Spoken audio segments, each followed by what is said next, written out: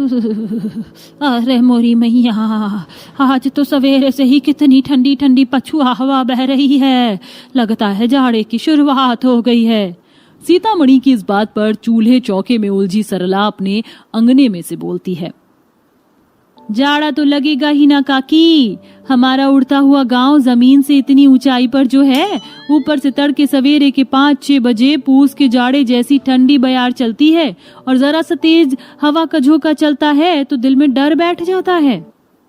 हाँ, मगर कम से कम इस उड़ते गांव में हम गरीब निवासी सुख चैन से तो हैं, भुखमरी और बदहाली के शिकार तो नहीं, खुशहाल तो हैं। मैंने सोचा था धूप खिलेगी तो अचार सुखा लूंगी, मगर लगता नहीं सूरज देवता उगेंगे। जहां उड़ते हुए गांव में महिलाएं कुशलता से अपने घरेलू काम में लगी थी, वहीं गांव के किसानों का झुंड ठंडी ठंडी हवा के बीच हंसी खुशी खेती बाड़ी में व्यस्त थे।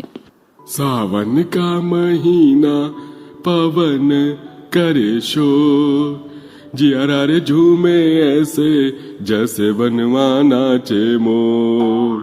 अरे जियारा रे झूमे ऐसे जैसे वनवा नाचे मोर। अरे क्या बात है भीमा, आज तो बहुत खुश लग रहा है तू। अरे भाई खुश तो होऊंगा ना रामू काका। मेरे खेत की गेहूं की फसल अब कटने के लिए पूरी तरह पककर तैयार हो चुकी है। एकदम किफायती चुनिंदा गेहूं की फसल उपजी है। अनाज के व्यापारी इसका अच्छा दाम देंगे तो परिवार की खातिर खुशियां खरीदूंगा।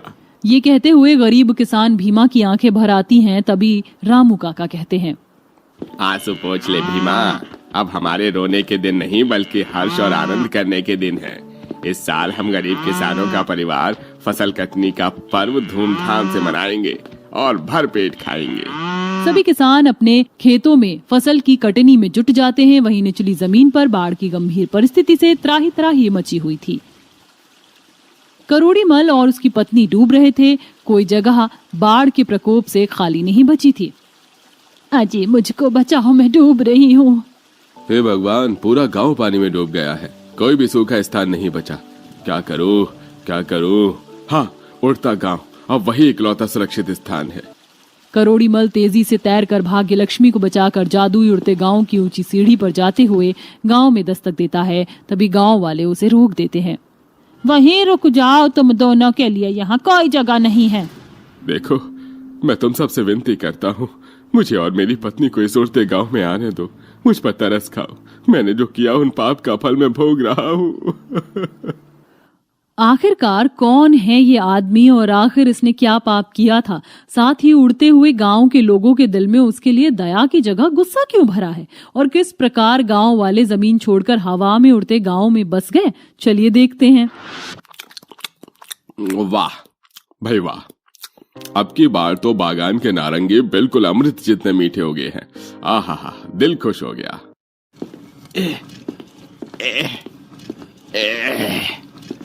सीता मैया, कितनी बंजर है ये जमीन, हल भी नहीं जोता जा रहा है। हम गरीब किसान बंजर मिट्टी में सोना उगाते हैं, फिर भी हमारी तकदीर मिट्टी है। ऐसा कहते हुए 60-65 साल के बुजुर्ग रामू काका की आंखों से आंसू छलक जाते हैं। कड़कड़ाती धूप में बुजुर्ग महिला, पुरुष से गर्भवती महिलाएं और बच्चे सब खेतों में पसीने से तरबतर होकर भी खट रहे थे। काका, सारा दोष हमारे पुरखों का है। अगर उन्होंने इस लालची कपटी जमींदार से कर्ज नहीं लिया होता तो आज हम गरीब गांव वाले इसके बंधुआ मजदूर न होते और इसके खेतों में खेती बाड़ी भी नहीं करनी पड़ती। हम अपने खुद के खेतों में फसल उगाते तो हमारे बाल बच्चे पेट भर कर तो खाते। कर्मा, इसी जमींदार की पुश्ते बरसों से हम गरीब किसानों का शोषण करती आई हैं। हमारा पगडंडिया गांव हमेशा से ऐसा नहीं था। एक दौर ऐसा भी था जब हमारे गांव के लोग फसल का पर्व खुशी से मनाते हुए पेट भर कर खाते थे। मगर एक साल गांव में ऐसा सूखा पड़ा कि सबको कर्ज लेकर अपने परिवार का पेट भरना पड़ा। जमींदार के पिता ने सारे किसानों की जमीन गिरवी रख ली। गांव वालों को बात करते देखकर जमींदार गुस्से में दाना पानी लेकर उन पर चढ़ जाता है। अरे ओ हरामखोर की औलाद, काम का छोड़ छाड़ कर तुम लोग गप्पे मार रहे हो? हाँ, जल्दी से खेत की जुताई करो वरना खाने की फुर्सत भी नहीं दूंगा। जी जी जी जमींदार जी। लाचार गांव वाले लू भरी धूप में भूखे प्यासे खेत जोत रहे थे। जेठ की गर्मी से जमीन तवे जितनी तप रही थी, जिससे बच्चों से लेकर बूढ़े जवान सबके पैर में छाले पड़ गए। तभी भीमा की गर्भवती पत्नी कम्मो गिर जाती है। भीमा हल चलाना छोड़कर दौड़ता है। कम्मो, वो कम्मो, क्या हुआ तुझको? अरे ओ सीता काकी, देखो ना कम्मो को क्या हो गया। कम्मो। अरे भीमा, घबरा मत, तेरी लुगाई पेट से है। घाम तेज हो रहा है इसलिए माथा चकरा गया होगा। कम्मो सवेरे कुछ खाया था? नहीं काकी, मैंने कुछ भी नहीं खाया। घर में मुट्ठी भर आटा था, केवल एक ही रोटी बन पाई। मैं खा लेती तो ये क्या खाते। ये सुनते ही भीमा कम्मो को नमक के साथ रोटी खिलाता है। पूरे गांव की दशा ऐसे ही दुखाली भरी थी। अम्मा, मेरा पेट नहीं भरा, मुझको और रोटी चाहिए। चंदू बेटा, मैंने सबके लिए एक एक रोटी बनाई थी, तूने अपने हिस्से की खा ली रोटी। ये ले चंदू, तू ये खा ले। अजी, आपके हिस्से में तो पहले ही एक रोटी आई थी, वो भी आपने चंदू को दे दी। सारा दिन आप इतनी कड़ी धूप में कोल्हू के बैल की तरह मेहनत मजदूरी करते हैं। आखिर कब तक हम गांव वाले दुख भरी रोटी खाएंगे? क्या हमारे भाग्य में सुख चैन नहीं लिखा है? हाँ।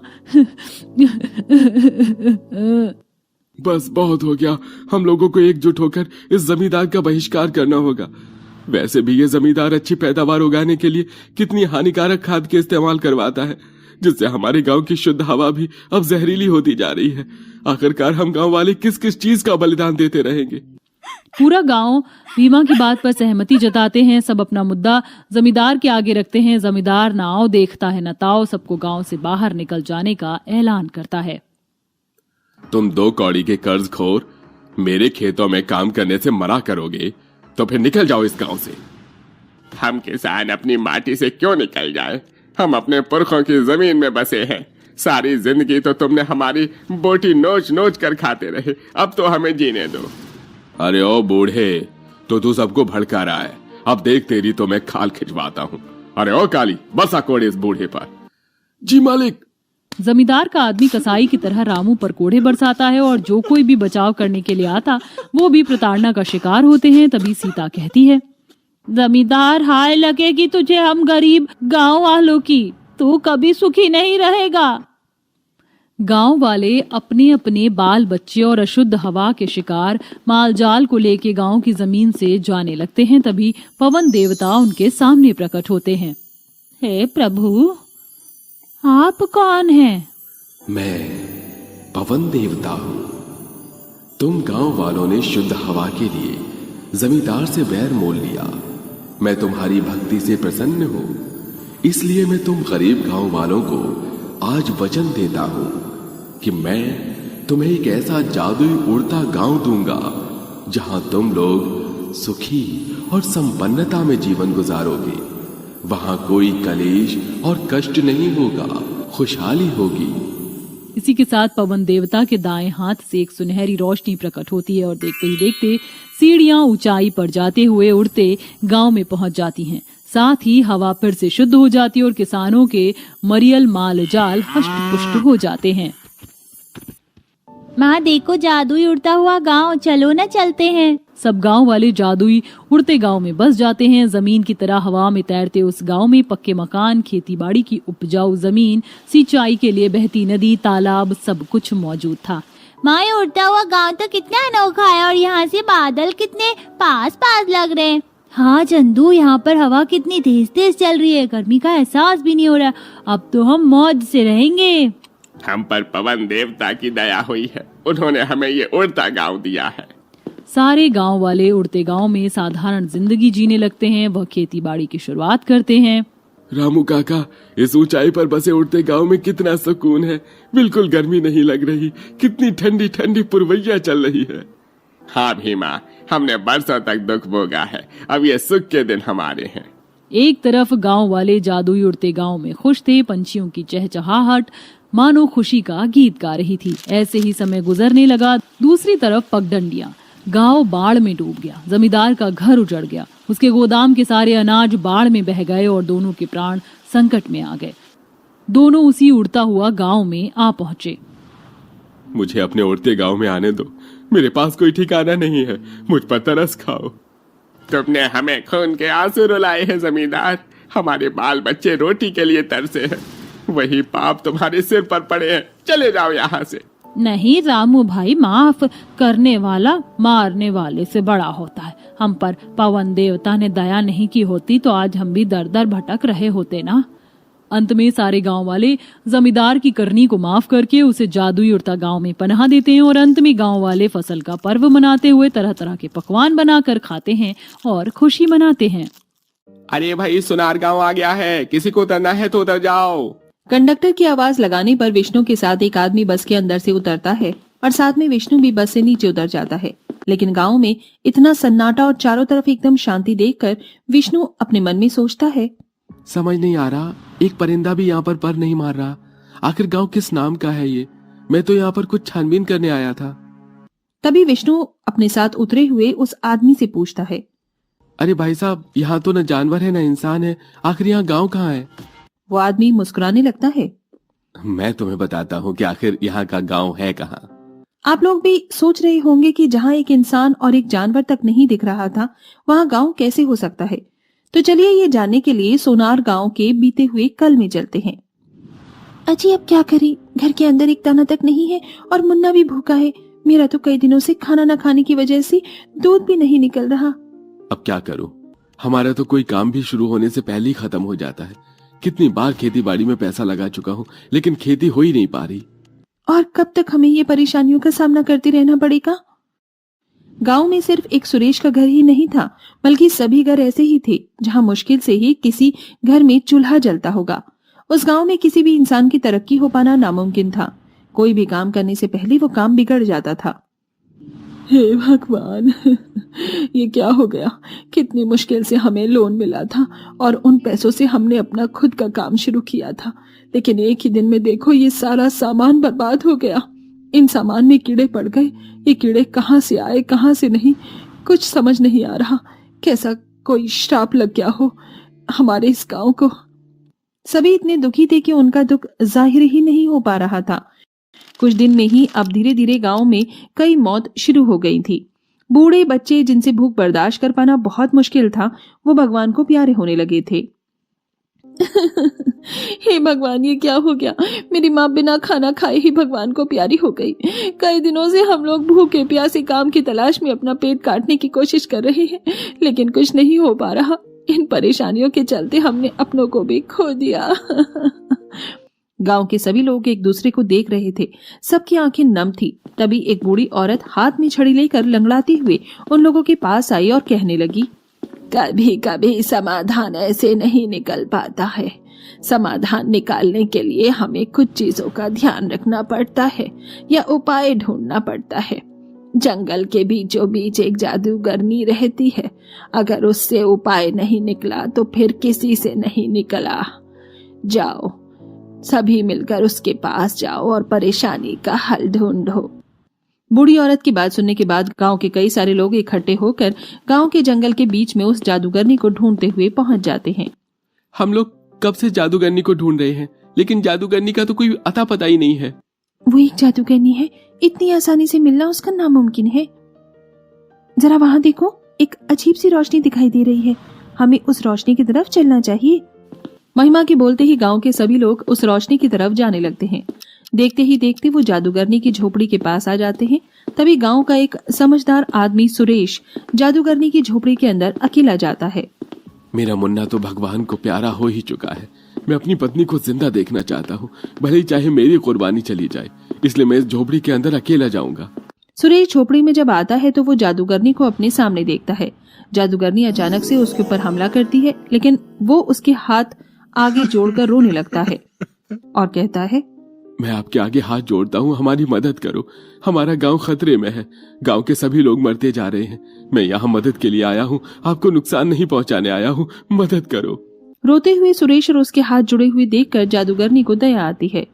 लगता है कुछ ज्यादा ही परेशानी और गंभीर बात है। चलो तो बताओ, क्या हुआ है तुम्हारे गांव को? जादूगरनी के ये पूछने पर सुरेश अपने गांव की सभी परेशानियां उन्हें बताता है, जिसके बाद जादूगरनी अपना जादू चलाकर अपनी जादुई बॉल के ऊपर देखना शुरू करती है। इसी के चलते उसे पता चलता है, तुम्हारे गांव को एक अघोरी ने श्राप दिया था। बहुत समय पहले की बात है। अघोरी गांव में भिक्षा लेने आया था, लेकिन किसी महिला ने और आदमी ने उस अघोरी का अपमान किया और उसे भिक्षा देने से मना कर दिया। अघोरी क्रोधित हो गया और उन्होंने गांव को श्राप दे दिया कि इस गांव का भला कभी नहीं होगा। तब से गांव की ये हालत है। जादूगरनी, हमें समस्या से बाहर निकालो। इस श्राप से बाहर निकलने का कोई तो रास्ता होगा। श्राप का कोई तोड़ नहीं है, उसे कोई नहीं बदल सकता, लेकिन मैं इतना कर सकती हूँ कि तुम्हारे गांव को एक पेड़ पर बसा सकती हूँ। एक पेड़ पर हमारा गांव कैसे बसेगा? जादूगरनी अपनी जादुई चीजों में से एक छोटा सा मामूली सा खिलौना जैसा दिखने वाला पेड़ सुरेश को देती है। इसे कोई मामूली पेड़ मत समझना, ये एक जादुई पेड़ है। इसे गांव के बीच में रखना जहाँ बहुत खुली जगह हो, और उसके बाद सभी दूर हो जाना, और फिर देखना इस जादुई पेड़ का कमाल। ये पेड़ एक विशाल पेड़ में बदल जाएगा, और जो भी चीज तुम इस पेड़ के ऊपर लेकर जाओगे वो सोने में बदल जाएगी। उसके बाद तुम अपना गांव इस पेड़ के ऊपर बसा सकते हो। जादू करने के लिए सुरेश उस पेड़ को लेकर गांव वालों के साथ वापस अपने गांव में आ जाता है। अगले दिन जब सवेरा होता है, सुरेश सभी के साथ मिलकर गांव के बीच में उस छोटे से पेड़ को रखता है और सभी दूर दूर हो जाते हैं। देखते ही देखते वो छोटा सा पेड़ विशाल जादुई पेड़ में बदल जाता है। गांव के लोग इतना बड़ा विशाल जादुई पेड़ देखकर हैरान हो जाते हैं। इतना बड़ा पेड़ मैंने जिंदगी में पहली बार देखा है। इससे पहले मैंने इतना बड़ा पेड़ नहीं देखा। सच कहा था जादूगरनी ने। इस पेड़ के चढ़ते पूरा गांव सारा सामान सोने में बदल जाता है। देखो देखो, हमारे घर के सारे बर्तन सोने के बर्तन में बदल गए हैं। जरा यहाँ देखो, मेरे पास ही कुछ बाल्टियां थी, ये भी ऊपर आते ही सोने में बदल गई हैं। अपने हर एक सामान को सोने में बदलने के बाद देखकर सब हैरान थे। वो अपने ही सामान को विशाल पेड़ के ऊपर ले जाकर सोने में पहले बदल देते हैं। उसके बाद उन्हीं चीजों के द्वारा वो अपना घर बनाना शुरू करते हैं। देखते ही देखते विशाल जादुई पेड़ के ऊपर सोने के घर भी तैयार होने लगते हैं। इसके बाद धीरे धीरे विशाल जादुई पेड़ के ऊपर सोने का गांव बसना शुरू हो गया। अब गांव वालों के पास इतना सारा सोना था कि उन्हें किसी भी चीज की परेशानी नहीं थी, और वो उसी विशाल जादुई पेड़ के ऊपर आराम से रहने लगे। आपने तो मुझे बहुत लंबी चौड़ी कहानी सुना दी, लेकिन कहानी तो तभी अच्छी लगती है जब वो हकीकत में हो, और जब तक मैं अपनी आंखों से देख न लूं तो मैं कैसे विश्वास करूंगा। अगर ऐसी बात है तो चलो, अब हम तुम्हें अपना विशाल पेड़ के ऊपर जादुई सोने का गांव दिखाते हैं। सुरेश ऐसा कहने के बाद विष्णु को अपने साथ गांव के बीच में ले आता है, जहां विष्णु विशाल जादुई पेड़ के ऊपर बसे सोने का गांव देखकर हैरान हो जाता है। यकीन नहीं हो रहा कि सच में यहाँ पर सोने का जादुई गांव है, वो भी विशाल पेड़ के ऊपर। ये खबर तो सच में सच निकली। मेरी छानबीन सही साबित हो गई। भाई साहब, ये तो कुछ भी नहीं है। आप बस एक बार मेरे साथ पेड़ के ऊपर चलो, असली कमाल तो आपको तब दिखाई देगा। सुरेश के इतना बोलते ही विष्णु सुरेश के साथ जादुई पेड़ के ऊपर चढ़ना शुरू कर देता है। देखते ही देखते जब वो ऊपर आता है तो उसके पास उसकी किताब से लेकर सब कुछ सोने में बदल जाता है, और वो इसे देखता ही रह जाता है। पेड़ के ऊपर सोने के गांव को देखकर विष्णु की आंखें फटी की फटी रह जाती हैं। अब उसे समझ आता है कि पूरे गांव में एक भी जानवर और इंसान क्यों नहीं दिखाई दिया, क्योंकि पूरा गांव तो पेड़ के ऊपर बसा हुआ था। कमाल हो गया। अब जाकर मुझे अपनी आंखों पर यकीन हुआ, क्योंकि मैंने हकीकत में सोने का गांव देखा है, और ये खबर तो चारों तरफ आंधी तूफान की तरह फैलनी चाहिए। ये कोई छोटी खबर नहीं है। देखना, आपका सोने का गांव अब बहुत ज्यादा फेमस होने वाला है। विष्णु एक रिपोर्टर था। वो अखबार के लिए काम किया करता था। उसने ये खबर भी अखबार में छाप दी और चारों तरफ फैला दी। इसके बाद विशाल पेड़ के ऊपर सोने का जादू गांव फेमस हो गया, और दूर दूर से लोग उसे देखने के लिए आने लगे। दादा की सुनाई हुई कहानी सिर्फ कहानी नहीं, हकीकत थी। आज जाकर पता चला मेरे दादा इसी गांव के थे। मुझे बचपन में ये लगता था कि ये कहानी एक कहानी ही है,